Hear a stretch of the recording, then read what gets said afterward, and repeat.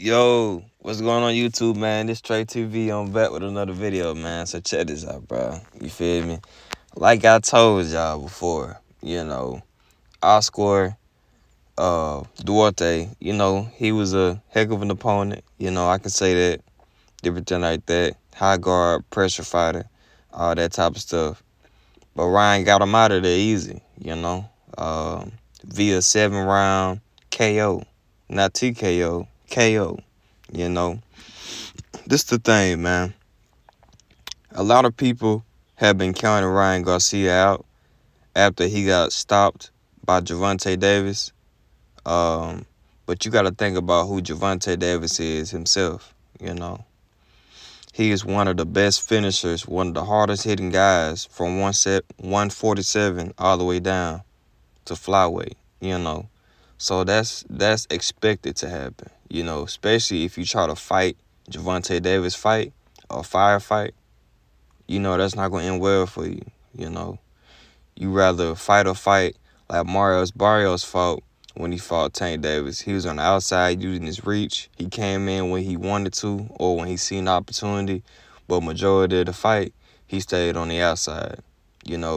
A true analyst in the sport. I got to give my hats out to Marius Barrios. You feel me? But aside from that, look at it. The proof is in the pudding, Ryan Garcia, he made the adjustments. A lot of people were saying that he still wasn't recovering from the body shot that Tank gave him and different things like that. But when you look at the whole perspective from a boxing analyst, you want to look at it like this. So, Ryan Garcia was undefeated before he fought Tank Davis. When he fought Tank Davis, he got stopped. Anytime a fighter gets, let alone loses, but when they get stopped, sometimes doubt can be in their head. Sometimes they don't even want to come back to the sport because of embarrassment. Sometimes that can be in their head as well.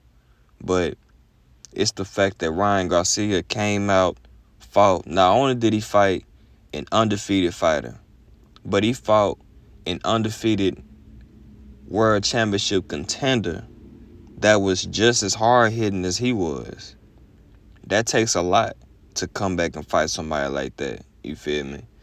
Normal guys who aren't sure of themselves, they'll go back and fight a guy, a little tune-up fight, see how their body gonna react to 8-ounce gloves, punches, different things like that. You feel me?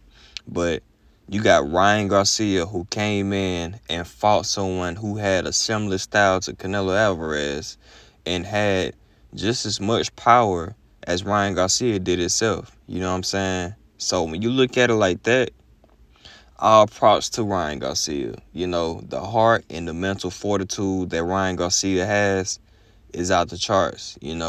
That's kind of bringing that old school boxing back. Like I said, for him to fight a guy after being knocked down and pretty much knocked out by a power puncher, and you trying to fight another power puncher that's undefeated again with 11 straight stoppages, and you went in there and dispatched him within 7 rounds, I mean, what does that tell you? You feel me? At the end of the day, hats off to Ryan Garcia. I already knew this was going to happen. I was going for the decision, just for him to get rounds in the bank and let his body get touched up a little bit so that way he could be certified and, be used to getting punched again. You know what I'm saying? But either way, it was fine with me, via knockout or via by decision. You know what I'm saying? And shout out to Derrick James, Derrick James stayed calm. Well, he kept Ryan Garcia calm in the corner, real poised, you know what I'm saying? But I'm not going to lie, though, it was a few times in the fight where I was worried for King Ryan Garcia simply because of this. He was using the shoulder roll. What fighter does Derrick James have that uses the shoulder roll as their primary defense? And I know the post-fight interview, Ryan Garcia said he only did that to smother Oscar's punches, to slow him down, and to pot shot off him and counterattack and different things like that. But that wasn't the shoulder roll. You feel me? When he was trying to go into the shoulder roll, he would turn his back to his opponent to where his back was exposed. You feel me? And that's very, very dangerous to a power puncher, let alone any boxer. You know, you can turn your back to someone or kind of turn your side a little bit too much, and you can expose your kidneys. You know what I'm saying? You can expose that soft side of your back to the point to where, of course, the referee gonna be like, hey, you feel me? Y'all need to stop. Or he gonna tell the guy who's hitting you on the side of the back to stop. But ultimately, that can damage you in the long run. You know, you could be pissing amber and pissing blood, different things like that. You feel me?